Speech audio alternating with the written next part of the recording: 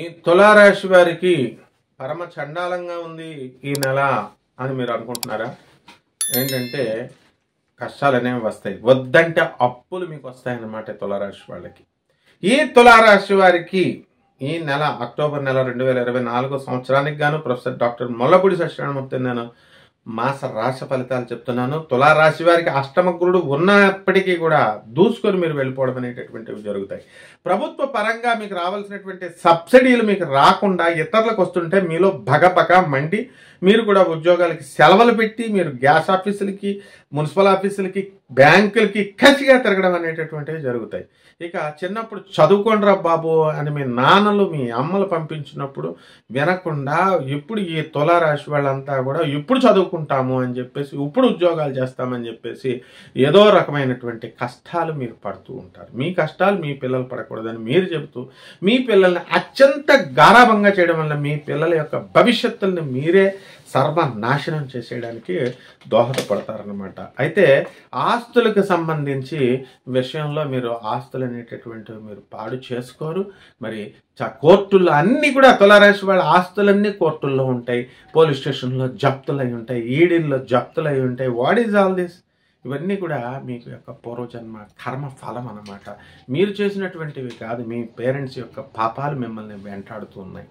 మరి ఈ యొక్క పితృపక్షాలలో మీరందరూ కూడా బ్రాహ్మణులకి కనీసం మీరు బియ్య దానం చేయలేరా? కూరగాయల దానం చేయలేరా? తిదికి పెట్టామండి మేము సంవత్సరానికి ఒకసారి మళ్ళీ పెట్టాలా అండి అని మమ్మల్ని అడగాల్సినటువంటి అవసరం ఉందా? దానాలు చేసుకోవచ్చు కదా. కాబట్టి ఈ తులారాశి వాళ్ళకి పితృశాపాలు అనేటటువంటిది ఈ నెలలో జరుగుతున్నాయి.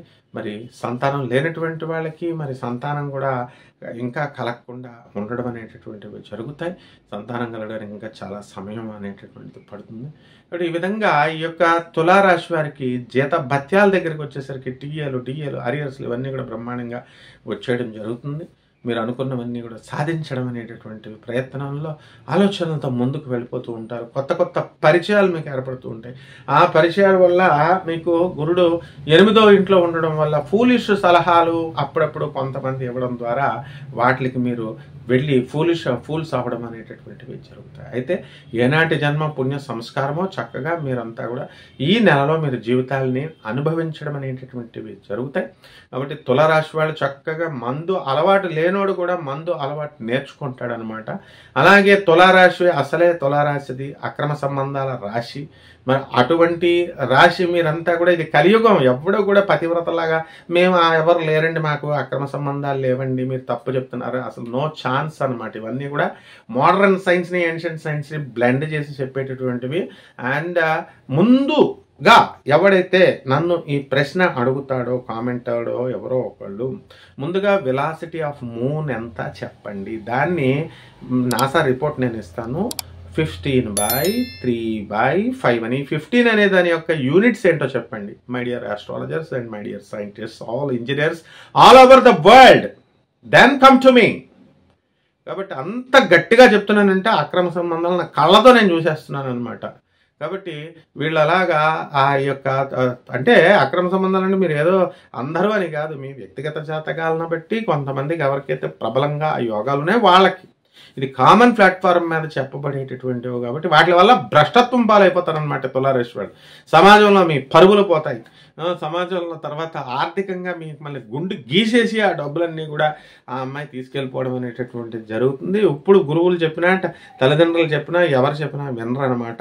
గుండ్లు గీసేసుకున్న తర్వాత మరి మనం ఏం చేసుకున్నామే అనేటటువంటి స్పృహ మనకు వస్తుంది. కాబట్టి విద్యార్థులు ముఖ్యంగా ఎవరితో తగిలింది కదా అని దాని వెనకాల తిరగడం, ఈ యొక్క పేజాల్లో కాఫీ షాపుల్లో కూర్చొని టైం వేస్ట్ చేసే ఫూలిష్ ఫెలోస్, మీ చదువులు మీ భవిష్యత్తులు అనేటటువంటి పాడైపోతున్నాయని ముఖ్యమైనట్టుగా మీరు తెలుసుకోండి. చక్కగా మీ అమ్మ మీ నాన్న చెప్పినట్టు మాత్రమే వినండి.